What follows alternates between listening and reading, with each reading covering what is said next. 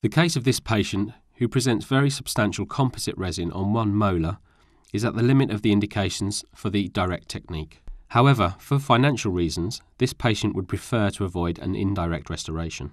The preoperative X-ray plate shows the volume of the existing restoration and the problem of adaptation of the distal portion. The choice of the shade is made using a Vita shade guide. An A3 shade is selected for a good integration with the surrounding teeth. In the Ceram-X mono shading system, the A3 shade corresponds to an M5 shade that will fulfill well its aesthetic function in this posterior situation. The first stage consists of removing all the old restoration, being careful, of course, to preserve the remaining dental tissues.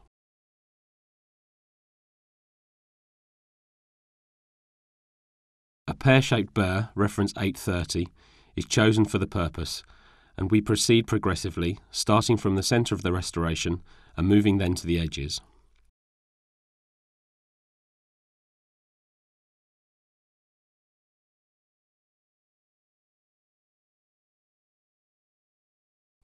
By transparency, the dental tissues can be easily distinguished from the composite material.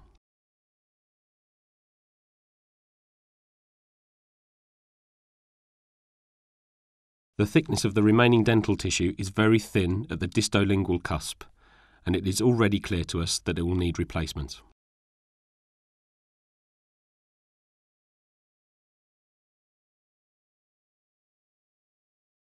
A wooden wedge is positioned in the distal interproximal space to both protect the clinical field and create a gap that will avoid damaging the neighbouring tooth.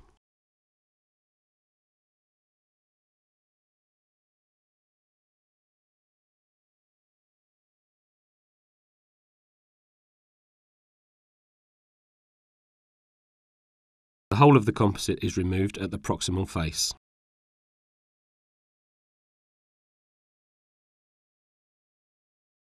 And we realise how thin is the distolingual cusp. It's therefore particularly fragile.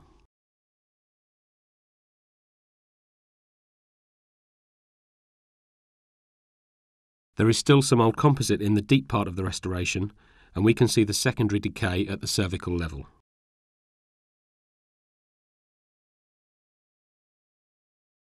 The residual composite is therefore removed, and it becomes clear to us how voluminous is this restoration, and how fragile is the distolingual wall.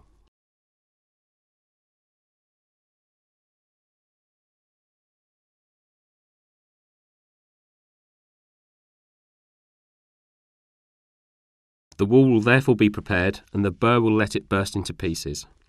This is not really inconvenient, as the intention was to rebuild it anyway.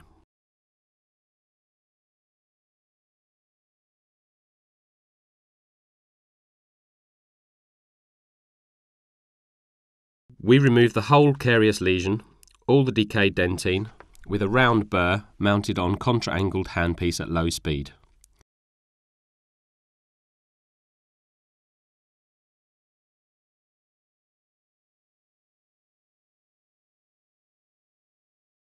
The carious lesion is then cleaned, and we prepare the rest of this cavity by preparing the cusps.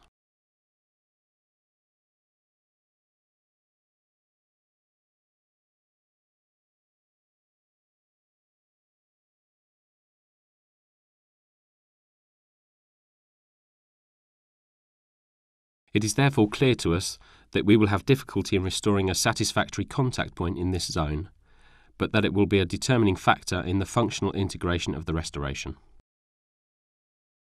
A paludant matrix is positioned at the distal level of the restoration and tightened to the cervical area by insertion of a wooden corner piece that will already produce a slight separation.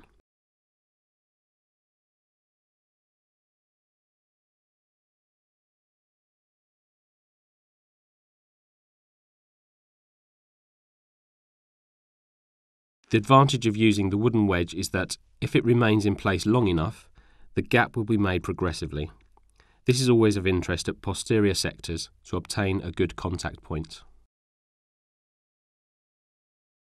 We see here the good cervical adaptation of the matrix, which must be absolutely perfect in order to avoid any overflow of the composite.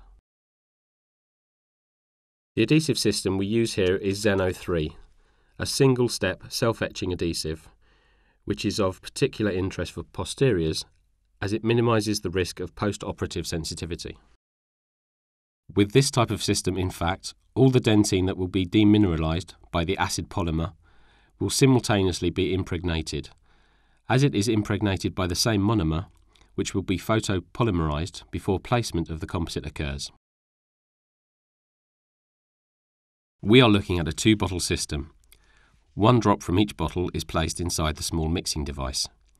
This Clix dish, Dappen dish, allows a good homogeneous mix, provides an effective protection against evaporation of the solvent, and a protection from the operating light between 2 applications. The Zeno-3 adhesive system is applied to the dentine, taking care to ensure that it penetrates all the areas of dentine in order to ensure satisfactory seal and adhesion of the restoration. Do not forget to evaporate the solvent carefully so as not to lift the adhesive away, and we light cure with the SmartLight PS.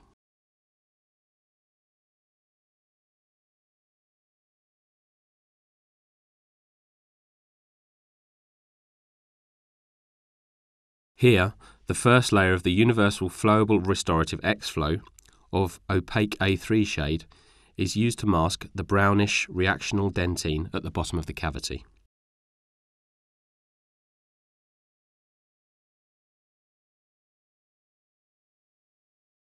This first application is properly inserted thanks to the thin cannula at the cervical level and is light cured.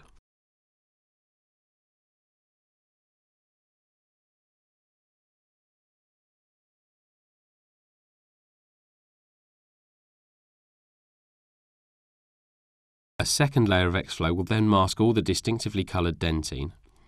It's known that these flowable composites with lower elasticity modulus than the microhybrid composites improve the seal and the marginal integrity of restorations.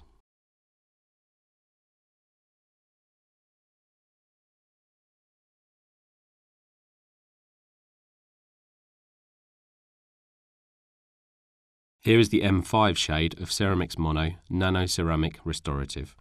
With a single compule, we will be able to proceed to the whole restoration reconstruction. Moreover, we will obtain quite an acceptable aesthetical integration into the oral surrounding. Initially, Ceram-X Mono is placed in the distal proximal zone, with a small extension already at the level of the distolingual cusp, which is missing.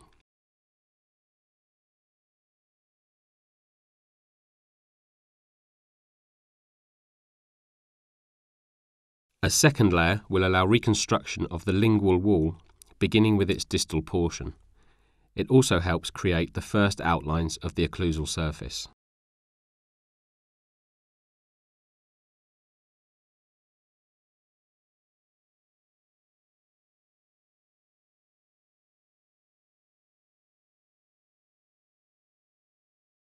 We then continue, adding material to the wall at the distolingual cusp.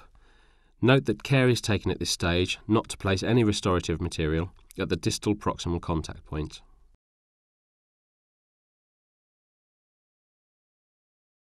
In fact, sufficient resistance needs to be obtained within the composite wall so that a separation system can subsequently be put in place, thus allowing a strong and solid contact point to be established.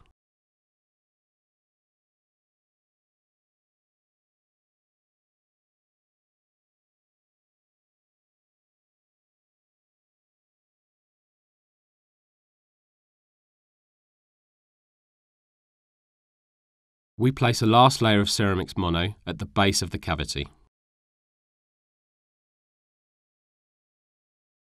Here you see how it is inserted using a completely smooth metallic plugger, which does not adhere at all to the composite material.